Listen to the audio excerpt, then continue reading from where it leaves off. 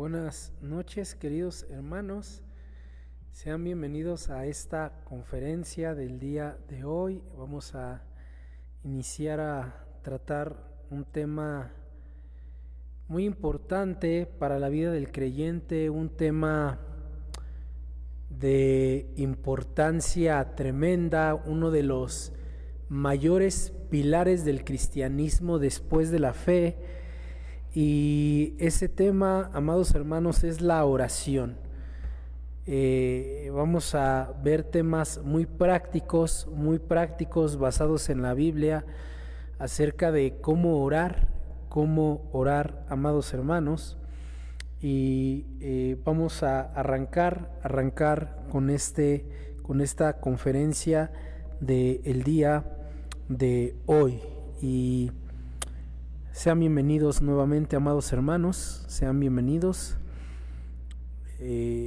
Vamos a orar para ponernos en las manos de Dios y que sea el Señor el que guíe esta conferencia.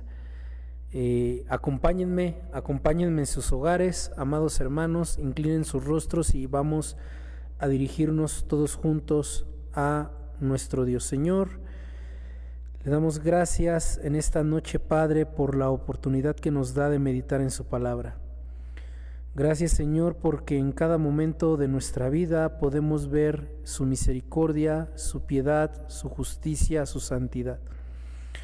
Señor, que lo que vamos a exponer el día de hoy cambie nuestra comunión con usted, que nos impulse, Señor, a buscar más tiempo de estar en su presencia, Señor, a dirigirnos a usted de manera correcta, a dirigirnos a usted de manera humilde, Señor, de aprender a pedir, Señor, de acuerdo a su voluntad, de quitarnos a nosotros del centro de la oración y poner a su persona ahí, Padre. Solo usted lo merece, Señor. Le pedimos todo esto y le agradecemos en el nombre de Jesús. Amén. Bien, ¿qué es la oración? Esa es una pregunta que la mayoría de cristianos respondemos con una simple respuesta. La oración es estar en comunión con Dios. Y aunque eso es cierto, me parece que solamente nos quedamos en las particularidades generales de lo que es la oración. Si bien la oración es estar en comunión con Dios, la pregunta que surgiría ahora, amados hermanos, es ¿qué tipo de comunión es la que se está teniendo con Dios a través de la oración? Para muchos, el tipo de comunión, amados hermanos, es donde yo soy el emisor y Dios es el receptor. Es decir, yo hablo, yo pido, yo exijo, yo declaro y Dios tiene la responsabilidad de escucharme, obedecerme y cumplir lo que le estoy pidiendo en el momento indicado. Amados hermanos, esa no es la comunión a la cual apunta la oración. ¿Con qué actitud debo de estar en esa comunión? Algunos pensamos, amados hermanos, que Dios en la comunión de la oración es una especie de mensaje instantáneo donde únicamente con orar unos 3 o 4 segundos ya cumplí la premisa de orar. Mi actitud delante de Dios, amados hermanos, muchas veces es de exigencia, de arrogancia, en vez de humildad y súplica. A veces, amados hermanos, dejamos a Dios esperando por muchos días mientras Él quiere hablar con nosotros. Dios, como ese Padre amoroso, siempre está esperando la presencia de sus hijos y una presencia grata. A veces únicamente acudo a Dios para reclamarle por aquello que no me da. Entonces, ¿qué tipo de comunión? ¿Qué actitud? Número 3, amados hermanos, ¿qué pedir? ¿Qué pedir? ¿Qué es lo que le tengo que pedir a Dios? Amados hermanos, como decía en la oración, me parece que muchos hemos desplazado a Dios del trono cuando oramos y nos ponemos a nosotros mismos. De tal manera que nuestras peticiones se convierte más bien en una caja de quejas o un cúmulo de peticiones personales que hacerle a Dios. Cuando voy delante de Dios, no glorifico su persona, no me centro en su deidad, no me centro en su magnificencia, no me centro en su santidad, y lo único que está delante de mí son mis deseos personales. De tal manera, amados hermanos, que lo único que puedo escuchar en mi oración es: te pido, te pido, te pido, te pido, te pido. Ahora, ¿qué tipo de comunión? ¿Qué actitud? ¿Qué pedimos? Ahora lo que pedimos. Porque ese te pido, te pido, te pido llega a convertirse, amados hermanos, en una exposición de deseos y deleites personales. Amados hermanos, de esa manera se enseña la oración en la Biblia. De esa manera oraba Jesús. Es decir, Jesús y todos los personajes de la Biblia únicamente oraban por sus deseos personales, únicamente estaban centrados en ellos, o más bien siempre pedían por los demás. Más bien siempre estuvieron centrados en los demás. Entonces, amados hermanos, ¿qué tipo de comunión tener? ¿Qué actitud tener en la oración? ¿Qué pedir en la oración? Más bien, ¿cómo pedir en la oración? Lo que hay que pedir en la oración. Ahora la siguiente pregunta es: ¿por qué mis oraciones no son contestadas? O pudiera parecer que Dios contesta mis peticiones, pero no a la manera en la que yo le estoy pidiendo. Pudiera ser que yo le estoy pidiendo a Dios algo blanco y Él me da algo negro. Pudiera ser que yo le estoy pidiendo a Dios algo grande y Él me da algo pequeño. ¿Por qué pudiera parecer que no encuentro el centro de la oración en Dios? ¿Por qué pudiera parecer que todo lo que le pido a Dios resultara no ser grato delante de Él? Amados hermanos, son preguntas muy necesarias que tenemos que hacernos para entender de manera correcta la oración. Todo, amados hermanos, siempre comienza desde el huerto del Edén. El hombre, en una comunión perfecta con su Dios, Dios se paseaba en medio del huerto, podía escuchar la voz de Dios y el hombre podía sentirse feliz de escuchar a Dios que se paseaba en el huerto. El hombre cambia la oración a Dios, ese intercambio de palabras, esa plática íntima, por la plática íntima y escuchar las palabras del diablo. ¿En qué resultó, amados hermanos? En el pecado. Y quiero que noten lo primero que se rompe cuando entra el pecado. Vayan a Génesis capítulo 3. Génesis capítulo 3. Génesis capítulo 3.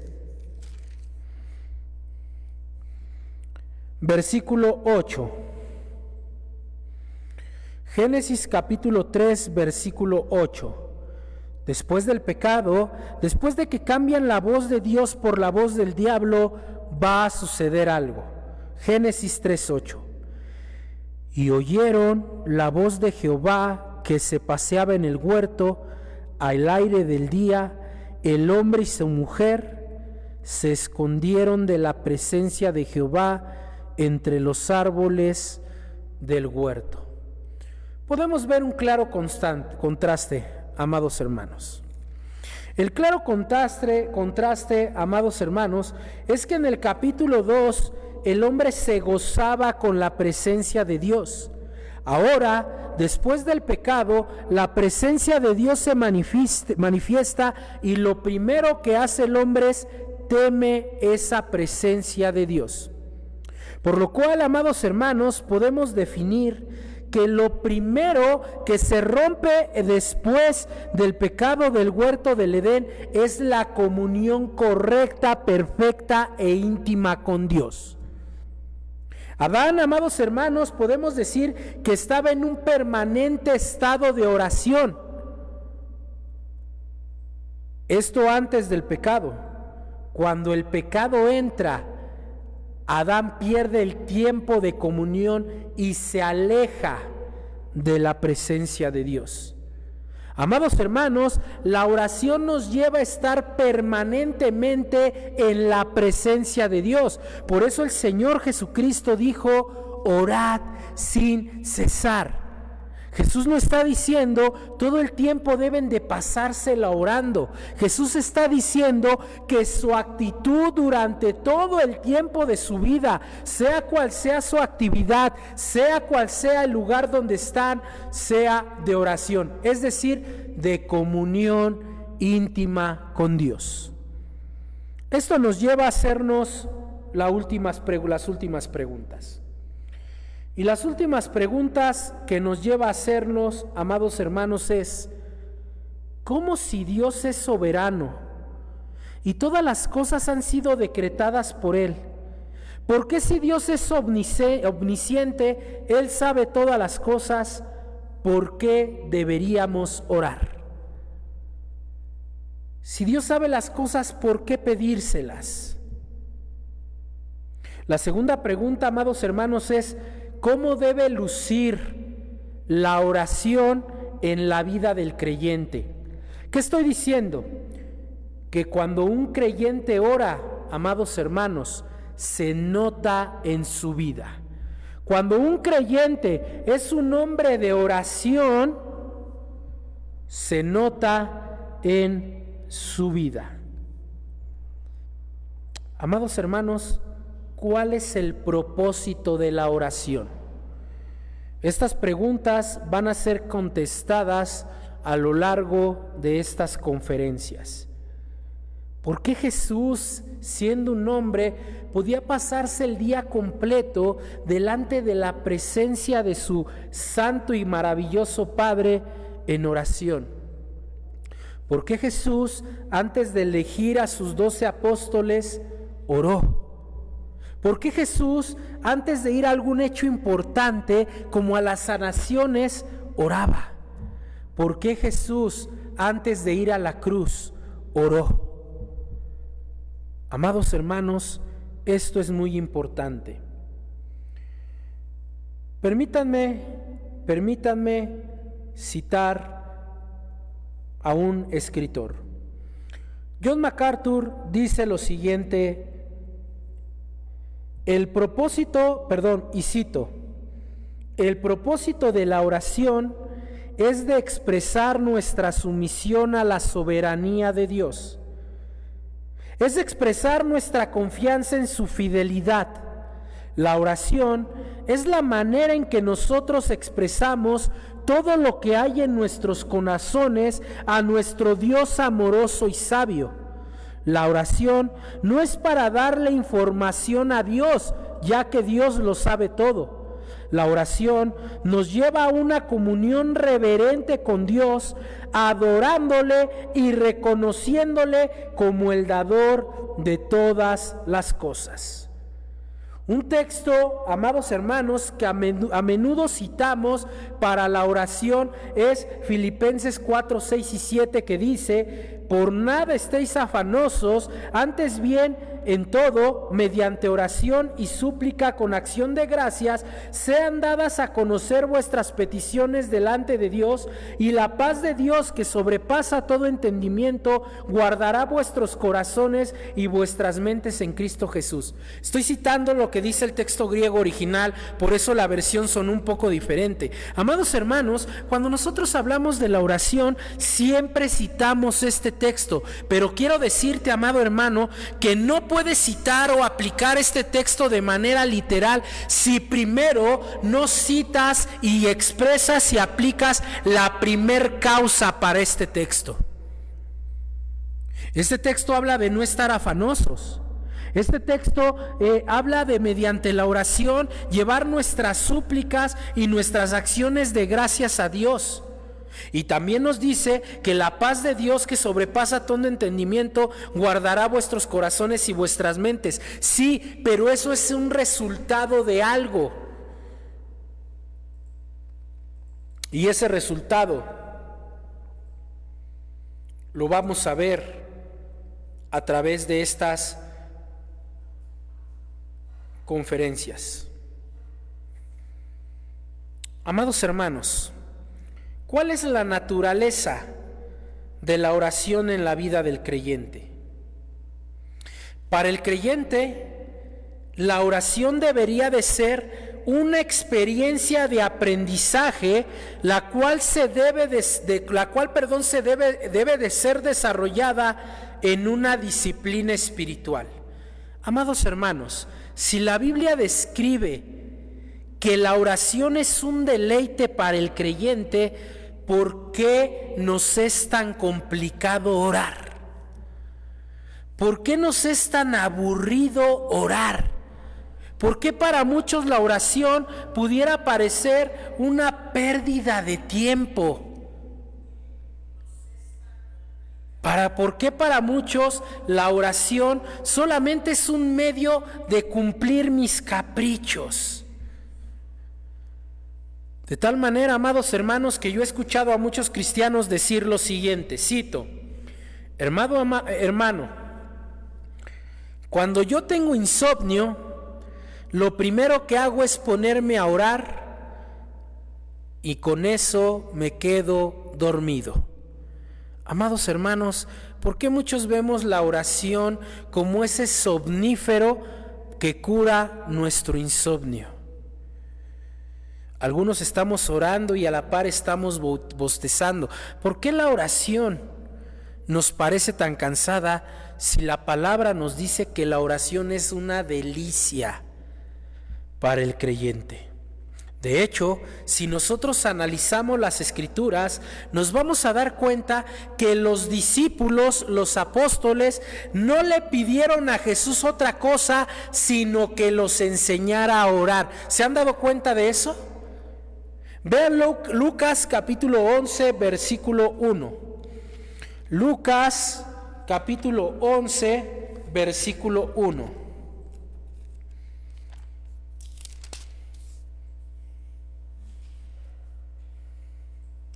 Lucas capítulo 11, versículo 1. Miren lo que dice la palabra de Dios.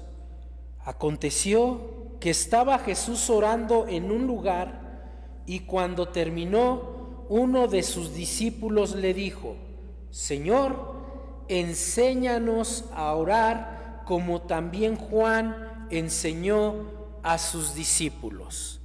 Amados hermanos,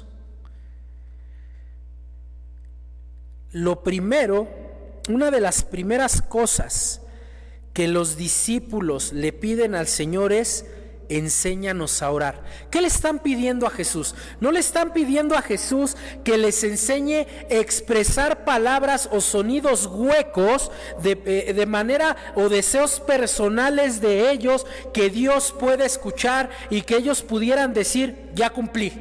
No. Lo que ellos le están pidiendo a Jesús es: enséñanos a tener comunión con tu Padre. Nótenlo, ellos están viendo a Jesús orar. Y cuando Jesús termina de orar, lo primero que hacen es acercarse y decirle: enséñanos a orar. Enséñanos a tener esa comunión íntima en reverencia y adoración para con tu Padre. ¿Cómo lo sabemos? Sigan leyendo. Y les dijo: cuando oréis, decid: Padre nuestro que estás en los cielos, santificado sea tu nombre. Jesús no les enseñó a decir: miren, cuando ustedes se acerquen a Dios, lo primero que le tienen que decir es: Señor, te pido. No, tienen que sujetarse a su persona y reconocer su magnífica providencia. Padre nuestro que estás en los cielos, eres más alto que nosotros, estás por encima de nosotros, tienes el poder que nosotros no. Y por ello tu nombre debe de ser reverenciado, debes de ser servido, debes de ser alabado, debes de ser adorado. Amados hermanos, eso es lo que le estaba enseñando Jesús a sus discípulos. No solamente a ser meros declamadores donde ellos hablan y Dios escucha. No, Él les estaba enseñando sí a hablarle a su Padre, pero también a escucharlo. ¿Cómo lo sabemos? Porque la siguiente frase es: vénganos tu reino y hágase tu voluntad como en el cielo, así también en la tierra. Jesús les está enseñando: cuando ustedes se acerquen a tener comunión con mi Padre, deben de alabarlo, deben de reconocerlo y posteriormente sujetarse a su autoridad. Esto, amados hermanos, ha sido pasado por alto por muchos de nosotros. Muchos de nosotros, cuando vamos a la oración, no reconocemos a Dios. Lo único que le decimos es: Señor, te pido. Pero no pasamos un tiempo en la oración únicamente adorando, reconociendo a Dios, sujetándonos a Él sin pedirle nada. Así oraba Jesús, amados hermanos. Juan capítulo 17. Juan capítulo 17.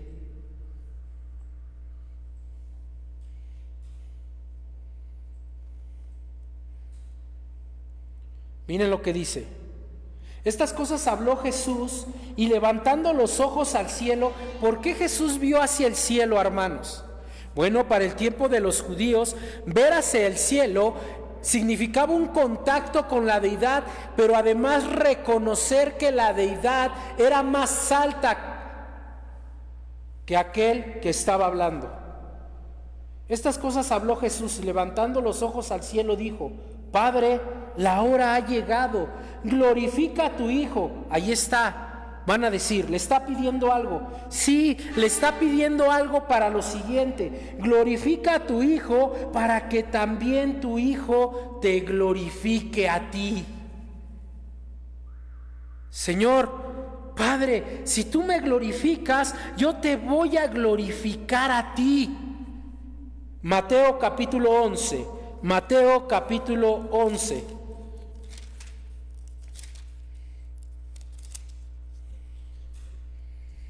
Versículo 25.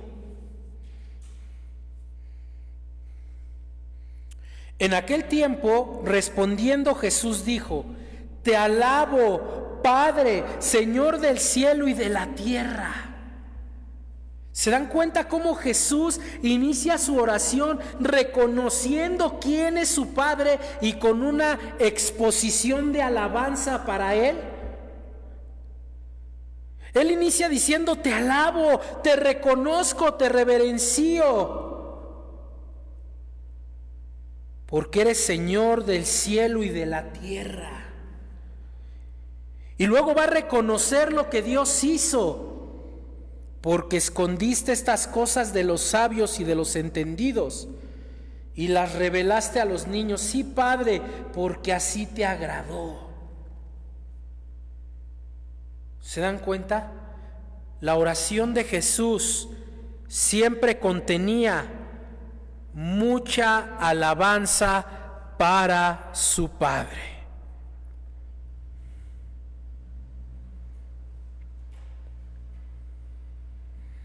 Amados hermanos, podemos darnos cuenta que la oración es mucho más que una simple comunión con Dios.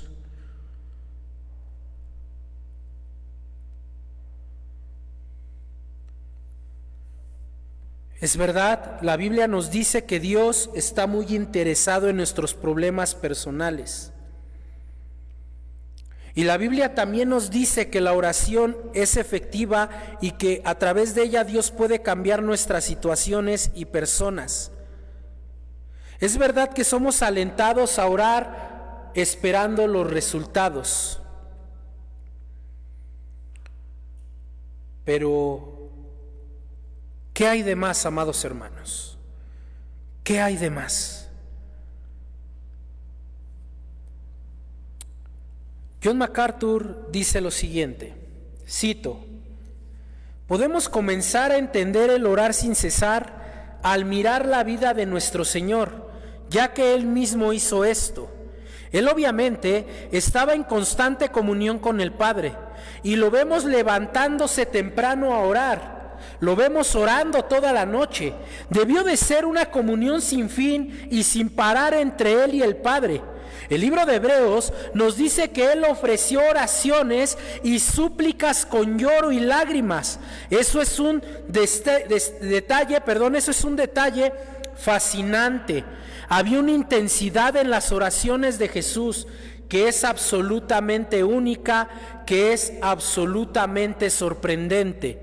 Cuando Él oró varias veces, había una gran agonía, y podemos asumir que aunque la Escritura no nos comparte cada detalle de todas sus oraciones, ellas tenían el mismo grado de intensidad que aquellas oraciones que sí vemos y han sido reveladas en el texto. Cuando la Biblia nos dice que Él salió del monte de los olivos y que oró toda la noche, había sin duda una clase de intensidad en ese tipo de oración de la cual nosotros sabemos muy poco o quizá nada. Fin de la cita.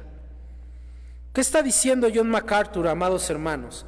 Únicamente está citando lo que dice la Biblia.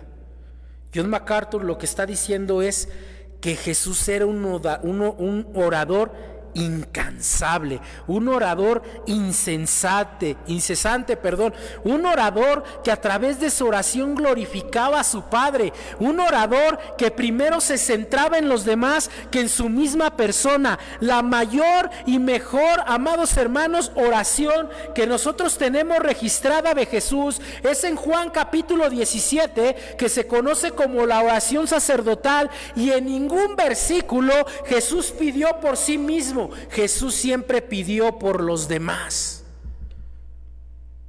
Amados hermanos, después de la alabanza, adoración y sujeción en nuestra oración, ¿cuánto tiempo dedicamos a pedir por los demás, pero a pedir por los demás de acuerdo a la voluntad de Dios? Porque pedimos por los demás a veces en cosas que la Biblia no respalda tanto. ¿Cuántas veces pedimos porque la voluntad de Dios sea ejecutada en la vida de alguien? ¿Cuántas veces pedimos porque Dios santifique a la persona? ¿Cuántas veces pedimos porque Dios transforme a la persona? ¿Cuántas veces pedimos que Dios aleje el pecado de la persona? ¿Cuántas veces pedimos que Dios quite la tentación de la persona? ¿Cuántas veces pedimos que la persona sea hecha imagen de nuestro Señor Jesucristo? ¿Cuántas veces pedimos que sea glorificado, aunque para ello tengamos que beber la copa? Amados hermanos, la naturaleza de la oración es glorificar a Dios antes que extenderle o exponerle todas nuestras peticiones. La naturaleza central de la oración es glorificar a Dios. Vean Juan capítulo 14, versículo 13. Juan capítulo 14, versículo 13. Juan capítulo 14, versículo 13. Y todo lo que pidiereis al Padre en mi nombre, lo haré para que el Padre sea glorificado.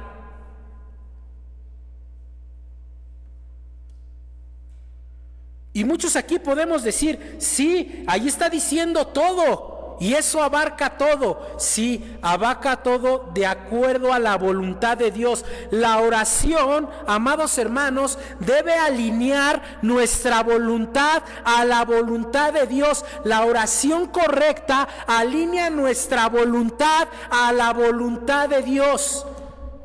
Ve Mateo capítulo 26. Mateo capítulo 26. Mateo capítulo 26, versículo 36. Y vamos a ver, amados hermanos, cómo Jesús alinea su voluntad, sujeta su voluntad a la voluntad de su Padre. Hermanos, Jesús es Dios. Jesús podía pedir lo que quisiera, como Jesús le dijo a Pedro: ¿tú crees que yo no puedo pedirle a mi Padre que mande una legión de ángeles y estos vendrían y me defenderían? Pero yo vine y nací para esto, así que no voy a evitar esa copa. Jesús estaba sujetando su voluntad a la del Padre. Versículo 36.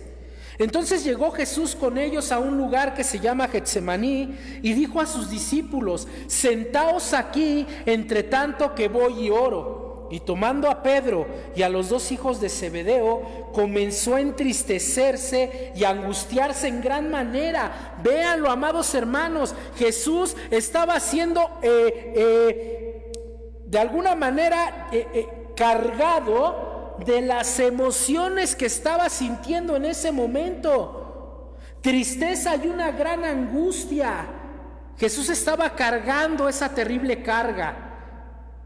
Perdón la redundancia. Versículo 38. Entonces Jesús le dijo: mi alma está muy triste hasta la muerte. Quedaos aquí, velad conmigo. Jesús necesitaba la compañía de aquellos que decían amarlos. ¿Por qué? Porque su alma estaba muy triste hasta el grado que sentía morir. ¿Qué pedimos nosotros regularmente ante esto? Señor, quita de mí esta tristeza. Señor, quita de mí esta angustia. Señor, quita de mí esta agonía. Señor, que yo no pase este sufrimiento. Pero vean lo que hace Jesús. Versículo 39. Yendo un poco adelante, se postró sobre su rostro, orando y diciendo: Padre mío, si es posible, pase de mí esta copa, pero no sea como yo quiero, sino como tú.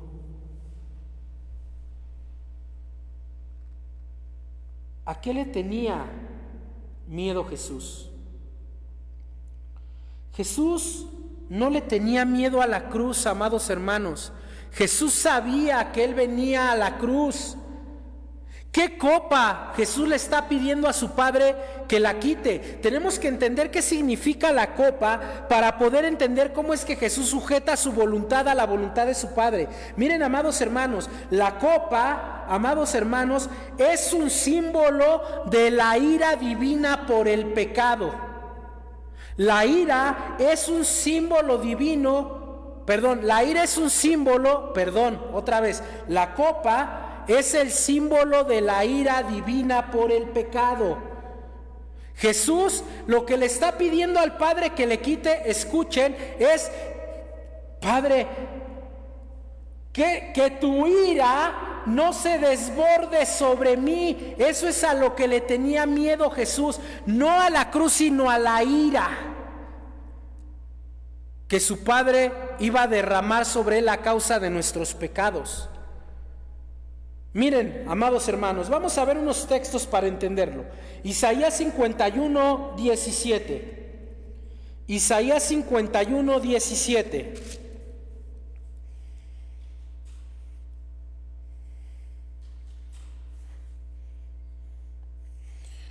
Dice Isaías 51, 17.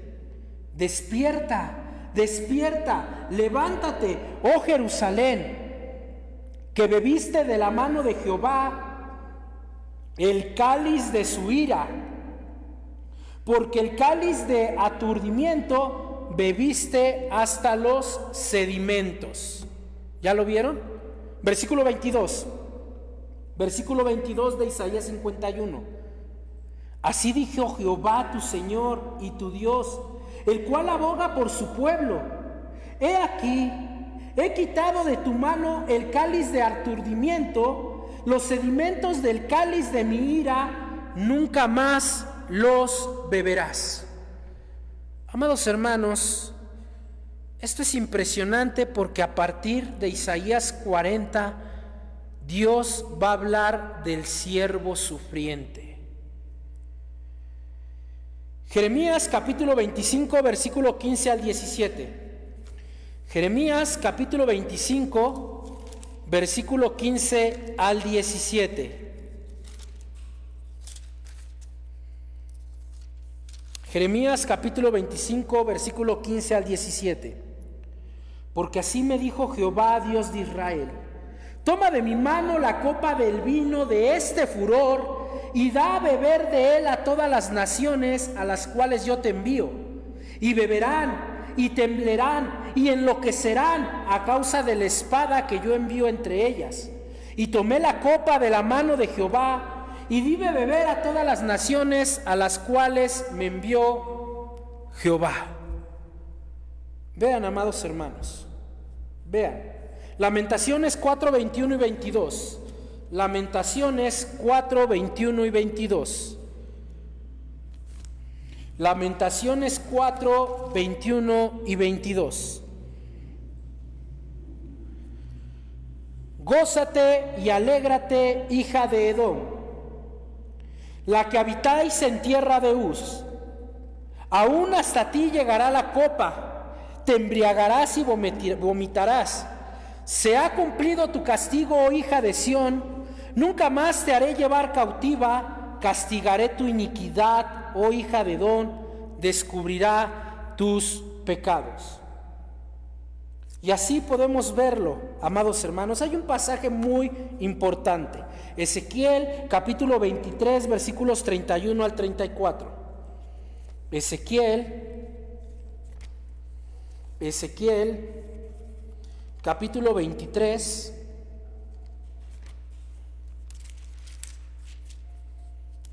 versículos 31 al 34. Y miren lo que dice la palabra de Dios en Ezequiel capítulo 23, versículos 31 al 34. En el camino de tu hermana anduviste, yo pues pondré su cáliz en tu mano. Así ha dicho Jehová el Señor: beberás el hondo y ancho cáliz de tu hermana, que es de gran capacidad. De ti se mofarán las naciones y te encarnecerán. Serás llena de embriaguez y del dolor por el cáliz de soledad y de desolación, por el cáliz de tu hermana Samaria. Lo beberás pues y lo agotarás, y quebrarás sus tiestos y rasgarás tus pechos, porque yo he hablado, dice Jehová el Señor. Amados hermanos, la copa en el Nuevo Testamento nos habla de que Cristo iba a beber, hablando de una manera simbólica, la ira del Padre.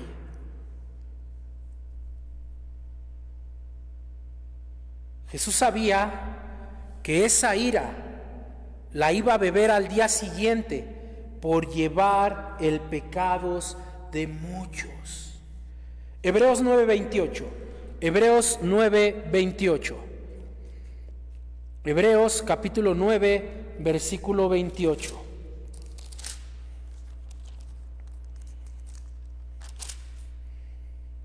Dice la palabra de Dios: así también Cristo fue ofrecido una sola vez para llevar los pecados de muchos, y aparecerá por segunda vez sin relación con el pecado para salvar a los que él espera. Amados hermanos, habiendo leído esto, ¿cuál es la copa que Jesús le estaba pidiendo al Padre que quitara de él? Su ira. Señor, Padre, si es posible, aparta de mí tu ira. Pero miren cómo se sujeta a la voluntad de su Padre. Pero no sea como yo quiero, sino como tú. Y Jesús lo va a volver a hacer. Versículo 43. Vino otra vez. Vamos a leer desde el 40 seguido. Vino luego a sus discípulos y los halló durmiendo y dijo a Pedro: ¿así que no habéis podido velar conmigo una hora? Velad y orad para que no entréis en tentación. El espíritu, la verdad, está dispuesto, pero la carne es débil. ¿Qué le está diciendo? Jesús a Pedro: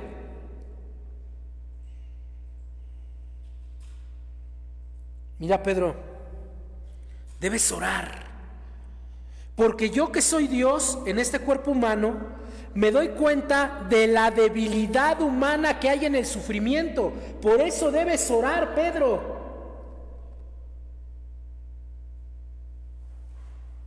Y dice la palabra de Dios: otra vez fue y oró por segunda vez diciendo: Padre mío, si no puedes pasar de mí esta copa sin que yo la beba, hágase tu voluntad. Quiero que noten cómo hay un cambio en la oración.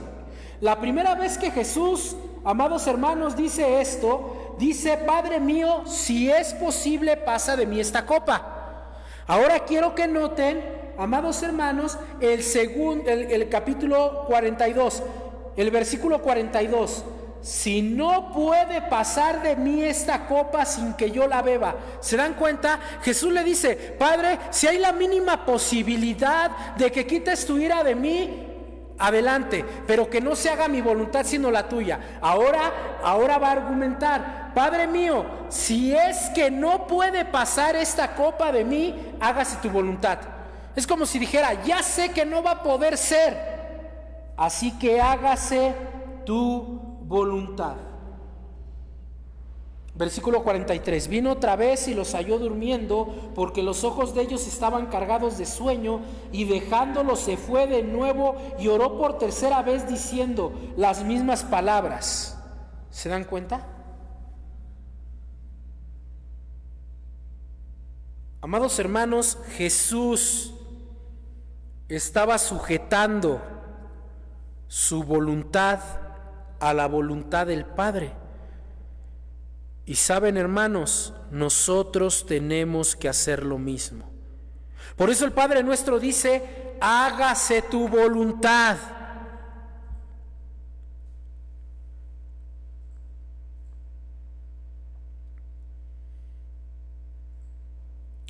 ¿Qué podemos aprender acerca de sujetar nuestra voluntad en oración a la voluntad de Dios? Déjenme citar nuevamente al pastor John MacArthur. Cito, dice él: aunque nada beneficia al creyente más que la oración, escuchen, hermanos, el propósito de la oración debe ser primero por el bien de Dios y no el nuestro. Voy a repetir esto. El propósito de la oración debe ser primero por el bien de Dios, no el nuestro. Continúa la cita: la oración es ante todo una oportunidad para Dios de manifestar su bondad y gloria. Cuando oramos hágase tu voluntad, estamos orando primero que la voluntad de Dios se convierta en nuestra voluntad. Segundo, estamos orando que su voluntad prevalezca por encima de la nuestra. Ahora sí, hermanos, ahora sí. Cuando nosotros en la oración primeramente busquemos el bien y la voluntad de Dios, entonces vendrá el resultado de Filipenses 4, 6 y 7. Cuando nosotros sujetemos nuestra voluntad a la voluntad de Dios, entonces vendrá el resultado de Filipenses 4, 6 y 7. Miren, vamos a armar un pequeño rompecabezas el día de hoy. Siguen en Mateo capítulo 26, ¿verdad? Vamos a leer otra vez los textos. Versículo 39. Yendo un poco adelante, se postró sobre su rostro orando, diciendo: Padre mío, si es posible, pase de mí esta copa, pero no sea como yo quiero, sino como tú. Versículo 42. Otra vez fue y oró por segunda vez diciendo: Padre mío, si no puede pasar de mí esta copa sin que yo la beba, hágase tu voluntad. Versículo 44. Y dejándolos se fue de nuevo y oró por tercera vez diciendo las mismas palabras. Lucas 22:42. Lucas 22, 42. Lucas 22, 42.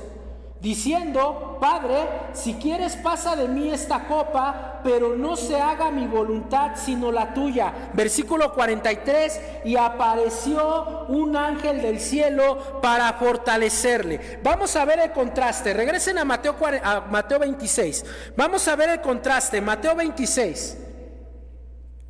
Mateo 26, miren, amados hermanos, el contraste.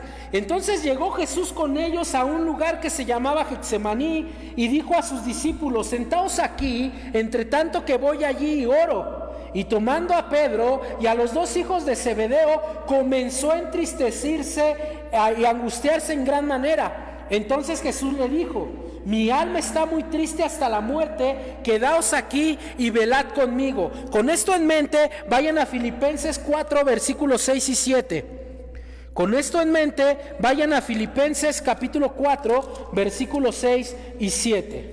Vamos a ligarlo. Miren cómo queda la palabra de Dios. Nuevamente entonces llegó Jesús con ellos a un lugar que se llamaba Getsemaní y dijo a sus discípulos: sentaos aquí, entre tanto que voy allí y oro. Y tomando a Pedro y a los dos hijos de Zebedeo, comenzó a entristecerse y a angustiarse en gran manera. Entonces Jesús les dijo: mi alma está muy triste hasta la muerte, quedaos aquí y velad conmigo. Vean la respuesta: por nada estéis afanosos, sino sean conocidas vuestras peticiones delante de Dios en toda oración y ruego con acción de gracias. Y la paz de Dios, que sobrepasa todo entendimiento, guardará vuestros corazones y vuestros pensamientos en Cristo Jesús. ¿Qué hizo Jesús en ese momento de angustia? Fue y se sujetó a la voluntad del Padre, y el Padre lo fortaleció. Amados hermanos, no esperemos que si no sujetamos nuestra voluntad a la voluntad del Padre en la oración, vayamos a tener resultado alguno. ¿Por qué termino de orar y sigo igual de triste? ¿Por qué termino de orar y sigo igual de angustiado? ¿Por qué este peso no puede pasar de mi persona? Bueno, tal vez es porque no estás sujetando tu voluntad a la voluntad del Padre.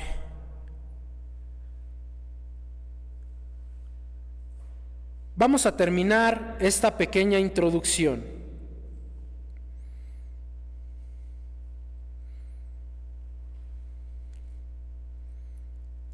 ¿Qué hacer? ¿Qué hacer para sujetar mi voluntad a la voluntad del Padre? Vamos a ver algunos puntos rápidamente. Tal vez se deba a un pecado.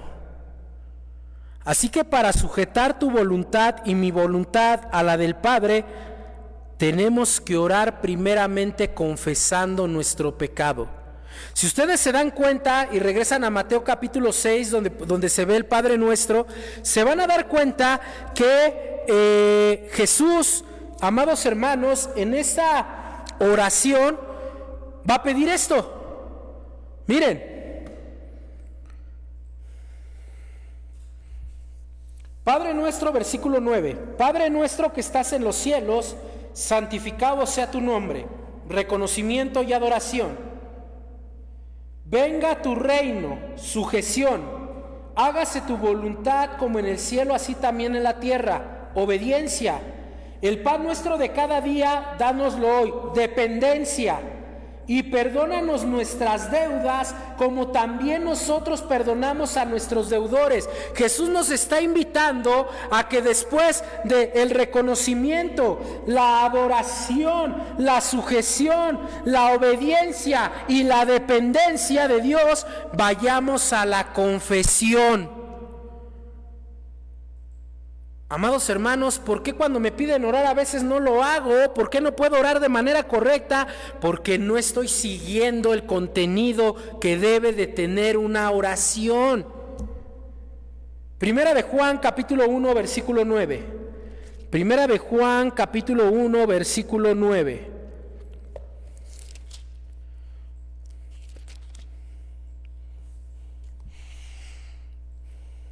Si confesamos nuestros pecados, Él es fiel y justo para perdonar nuestros pecados y limpiarnos de toda maldad. Amado hermano, para sujetar nuestra voluntad a la voluntad del Padre, tenemos que confesar nuestro pecado. Número 2, para sujetar nuestra voluntad a la voluntad del Padre, tenemos que orar echando nuestras cargas sobre Él. Tenemos que orar echando nuestras cargas sobre Él. Primera de Pedro, capítulo 5, versículos 6 y 7. Primera de Pedro, capítulo 5, versículos 6 y 7. Primera de Pedro, capítulo 5, versículos 6 y 7. Miren, aquí nosotros podemos decir, miren, yo cuando oro sí echo mi voluntad o si echo mis cargas en Dios. Miren, sí, no lo dudo. El problema, amados hermanos, y que veíamos al principio con las preguntas de esta conferencia, es ¿con qué actitud lo haces? ¿Con qué actitud lo haces? Porque hay dos actitudes. La primera actitud pudiera ser, a ver, Dios, ya vine y te hablé de mi problema, ya eché mis cargas sobre ti y tú nomás no me respondes. Parece que no me escuchas, Señor. Entonces, ¿qué hago si yo ya vine y te pedí y tú no me respondes? Y está la segunda actitud de la cual va a hablar el apóstol Pedro. Miren lo que dice, amados hermanos, el versículo 6. Humillaos pues bajo la poderosa mano de Dios, para que Él os exalte cuando fuera tiempo. A ver, Pedro, ¿me estás diciendo que yo, el hijo del rey, el príncipe, el cristiano, que no hay ningún otro como él, tiene que ir a humillarse delante de Dios? Y Pedro dice, mira, más bien te digo que te humilles para que se te quite el pensamiento que tú eres el hijo del rey, el príncipe, un cristiano como los que ya no hay. Tienes que acercarte en oración humillándote a Dios, como aquel leproso que se acercó delante de Jesús y le dijo de una manera parafraseada, mira mi condición, soy un leproso. Nosotros tenemos que decir, Señor, soy un leproso espiritual. Ese leproso le dijo al Señor, tú puedes limpiarme. La humillación en la oración, aparte de reconocer nuestra indignidad delante de Dios, es estar totalmente convencidos de que Él tiene el poder de hacerlo todo. Y este leproso finalmente le dice a Jesús, si quieres. No es a fuerza, Jesús, es solo si quieres. Entonces, ¿cómo nos debemos humillarnos delante de Dios diciéndole, Dios, es si usted quiere? Si usted quiere, de igual manera yo voy a estar contento, yo voy a estar feliz. Eso es humillarnos delante de Dios. Y dice Pedro, con el propósito de que Él los exalte cuando fuera tiempo. Y ahora sí, dice en el 7, echando toda vuestra ansiedad sobre Él, porque Él tiene cuidado de vosotros. ¿Pero qué crees? Que echar las cargas sobre Dios también nos exige a huir del diablo. Ve el versículo 8. Humillarnos delante de Dios significa huir totalmente del diablo. Versículo 8. Sed sobrios y velad, porque vuestro adversario el diablo, como león rugiente, anda alrededor buscando a quien devorar, al cual resistid firmes en la fe, sabiendo que los mismos padecimientos se van cumpliendo en vuestros hermanos en todo el mundo. Mas el Dios de toda gracia, que nos llamó a su gloria eterna en Jesucristo, después que hayáis padecido un poco de tiempo, Él mismo os perfeccione, afirme, fortalezca y establezca. A Él sea la gloria y el imperio por los siglos de los siglos. Amén. Si yo les dijera que esto es igual al Padre Nuestro, ¿qué me dirían? Regresen ahí, Mateo capítulo 6. Mateo capítulo 6. Mateo capítulo 6. Vean después del versículo 13. Versículo 13. Y no nos metas en tentación, mas líbranos del mal. En el griego dice del maligno. Y líbranos del maligno, porque tuyo es el reino y el poder y la gloria por todos los siglos. Amén. ¿Se dan cuenta? Nos lleva a lo mismo, amados hermanos. Entonces, para sujetar mi voluntad a la voluntad de Dios, tengo que orar confesando mi pecado y echar mis cargas delante de Él, como humillándome delante de Dios, huyendo del diablo y dándole la gloria que Dios solamente se merece. ¿Y sabes qué, amados hermanos? Esta oración va a ser una oración poderosa. Y esta oración va a ser una oración poderosa. Santiago 5, 16 al 18. Santiago 5, 16 al 18. Santiago 5, 16 al 18. Miren cómo dice Santiago. Confesaos vuestras ofensas unos a otros y orad unos por otros para que seáis sanados. La oración eficaz del justo puede mucho. Elías era un hombre sujeto a pasiones semejantes a las nuestras y oró fervientemente para que no lloviese, y no llovió sobre la tierra por 3 años y 6 meses. Y otra vez oró y el cielo dio lluvia y la tierra produjo su fruto. ¿Se dan cuenta? Confesar, humillarse delante de Dios, y Dios va a responder. Amados hermanos, entonces, ¿por qué orar si Dios es soberano y Él lo sabe todo? La respuesta, amados hermanos, porque Dios no solo ordena el final, es decir, los resultados. Dios también ordena los medios, es decir, los métodos. Y uno de los medios que Él ordena es la oración. Dice el pastor John MacArthur, cito: al orar no estamos cambiando la opinión de Dios, sino alineándonos con la voluntad de Dios. Si oramos, estamos siendo usados por Dios para llevar a cabo su voluntad en el mundo. Más allá de esto, también le da gloria a Él al demostrar nuestra dependencia de Él. Por eso debemos orar, amados hermanos. Debemos orar a la manera que Jesús nos ha mandado, porque Él oraba así, humillándonos, reconociendo a Dios, sujetándonos a Él, alabándole, obedeciéndole, dependiendo de Él, confesando nuestros pecados. Con humildad, amados hermanos, huyendo del diablo y del pecado, honrando y glorificando a Dios, y entonces la oración va a ser una oración poderosa.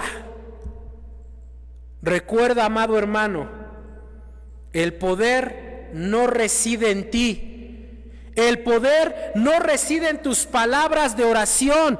El poder reside en aquel que recibe tus palabras de oración. Esto es, en Dios, siempre y cuando sea conforme a su voluntad. Vamos a orar. Señor, le damos gracias en esta maravillosa noche por permitirnos, Padre, meditar en este asunto tan importante que es la oración.